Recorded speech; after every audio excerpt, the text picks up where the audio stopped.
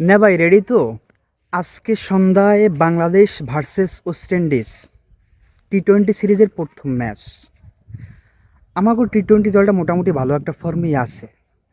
এর মধ্যে যারা টপ অর্ডার হেলা একটু ভালো ফর্মে আছে। তানজিদ তামিম, ইমন, সাইফ, লিটন লিটন দাদা ইনজুরি থেকে ফিরছে।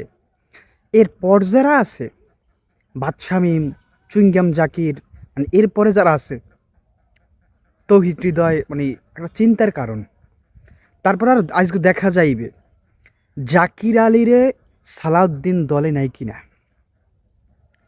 দেখা যাবে জাকির আলীর সালাউদ্দিন দলে রাখে কিনা, সিন্ডিকেটের বিরুদ্ধে তারা রাখে কিনা, এইটা আজকে প্রমাণ হবে। কারণ জাকির আলীর যে পারফরমেন্স, দলেরে কিভাবে ডুবাইতে হইবে, অপোনেন্টেরে কিভাবে জিতাইতে হইবে, এইটার দায়িত্ব সে একাই নিয়ে নেয়।